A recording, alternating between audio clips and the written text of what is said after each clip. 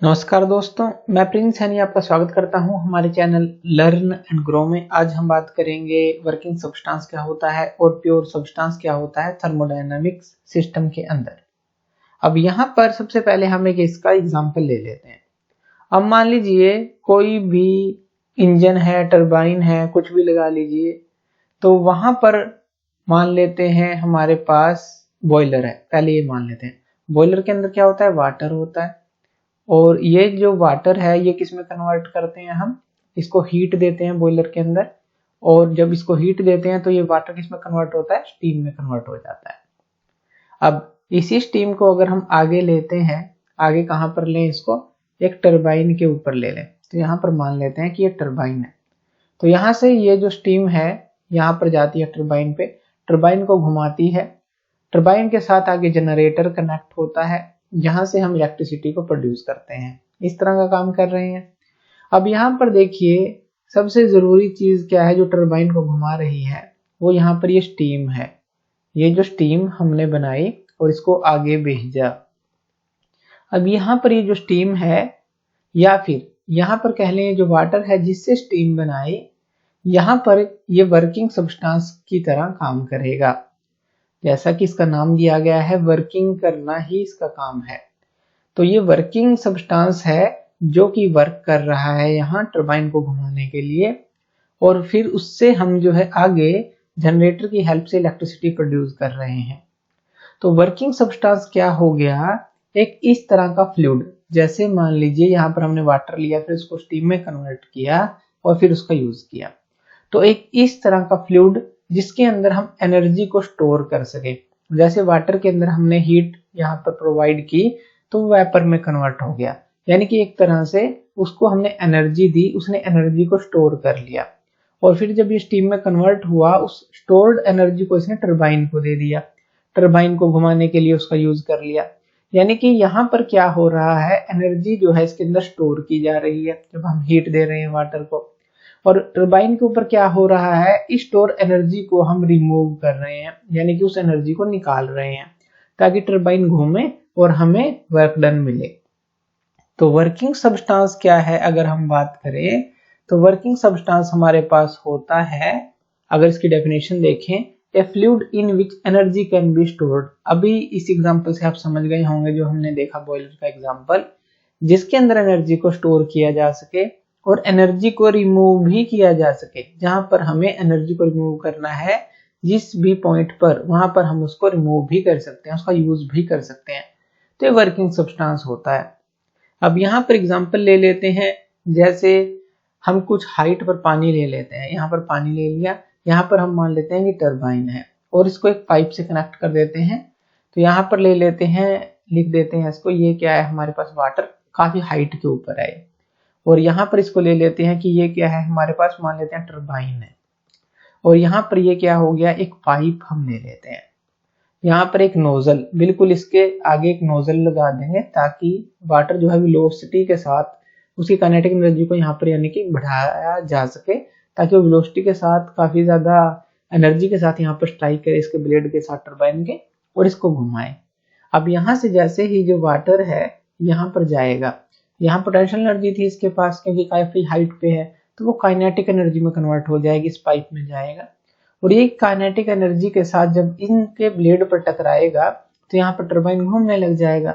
यानी कि यहाँ पर हमने वाटर को किस तरह से यूज किया, एज ए वर्किंग सब्सटेंस। इसी तरह से अगर हम एक बॉयलर ले लेते हैं और इसी तरह से एक टरबाइन का अरेंजमेंट बना लेते हैं। यहाँ पर मान लेते हैं ये क्या है, बॉयलर है। अब इसके अंदर यहाँ पर नीचे जो होगा, यहाँ पर ये वाटर होगा, लेकिन यहाँ पर वर्किंग सब्सटेंस क्या होगा, जब वाटर को हम स्टीम में कन्वर्ट करेंगे तो जो स्टीम होगी वो यहाँ पर जाएगी। तो स्टीम जो है काइनेटिक एनर्जी के साथ जाएगी और उसके ब्लेड से टकराएगी जो टरबाइन है और एक घूमना स्टार्ट कर देगा। यहाँ पर वर्किंग सब्सटेंस क्या है, यहाँ पर स्टीम है। यहाँ पर वाटर हमने लिया, एक सिंपल सा एग्जांपल लिया, सीधा वाटर का यूज कर लिया।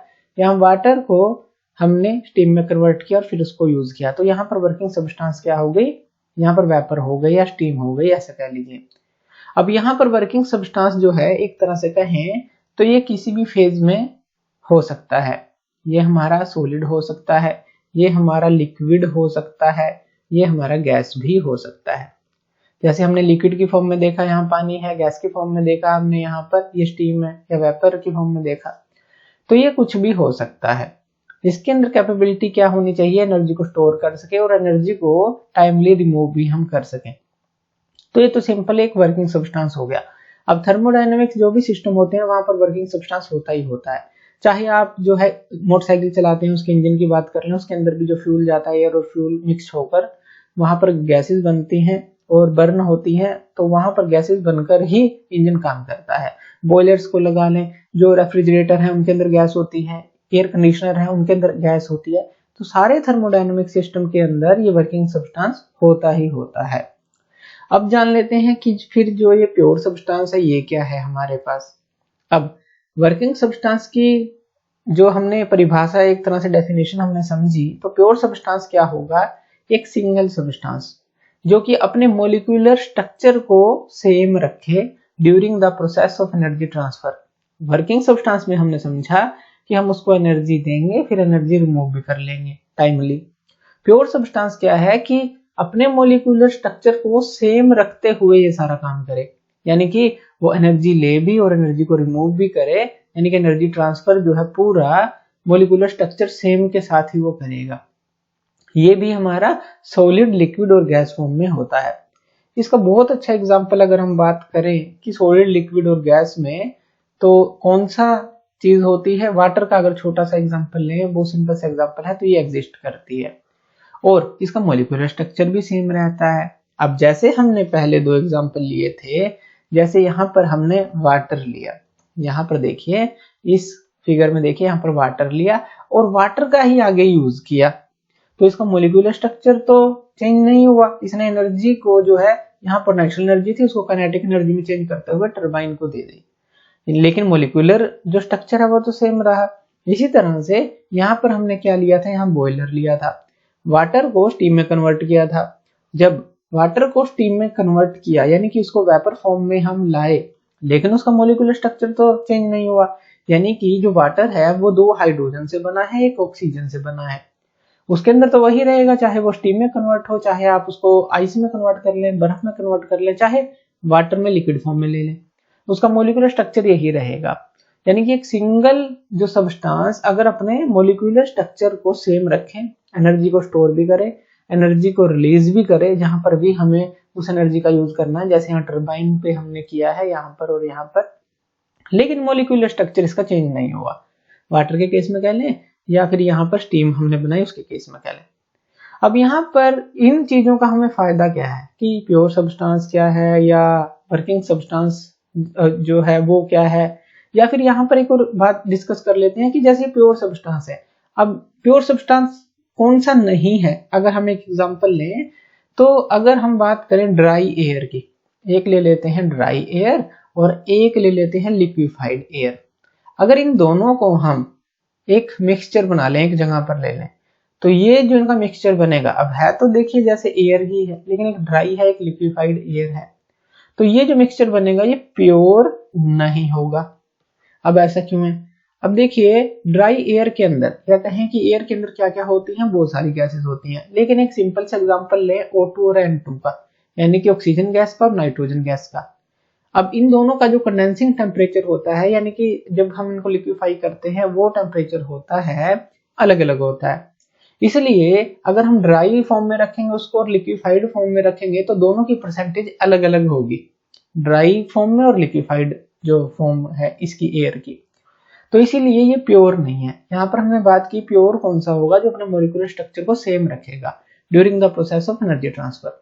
लेकिन यहाँ ड्राई एयर और लिक्विफाइड एयर को देखेंगे तो O2 N2 की परसेंटेज जो है चेंज हो जाएगी यहाँ पर, क्योंकि इनका कंडेंसिंग टेम्परेचर अलग अलग है। तो ये हमने समझा कि प्योर सब्सटेंस क्या होता है। अब इसमें जो प्योर सब्सटेंस होता है और जो वर्किंग सब्सटेंस है, ये दोनों जो हैं ये हमें जो है डिस्कस करने क्यों जरूरी है।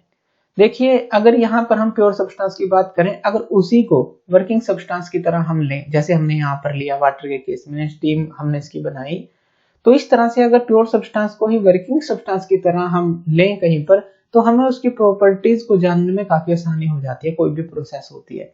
क्योंकि प्योर सब्सटेंस है उसका मॉलिक्यूलर स्ट्रक्चर चेंज नहीं होगा इस तरह से। और इसी तरह से हमें कोई चार्ट बनाने हो, टेबल बनाने हो उससे रिलेटेड प्रोसेस से, तो वो आसानी से हम क्रिएट कर सकते हैं। तो इसीलिए प्योर सब्सटेंस को अगर हम वर्किंग सब्सटेंस की तरह यूज कर सकते हैं तो वो काफी फायदेमंद जो है उसकी मेजरमेंट कह लें प्रोसेस की, उसकी जो भी प्रॉपर्टीज हैं आसानी से हम डिफाइन कर सकते हैं। तो ये वर्किंग सब्सटेंस होता है और ये प्योर सब्सटेंस होता है जो आज हमने समझा। तो थैंक यू वीडियो देखने के लिए, और इसी तरह की वीडियोस के लिए आप हमारे चैनल लर्न एंड ग्रो पे हमें सब्सक्राइब कर सकते हैं। धन्यवाद।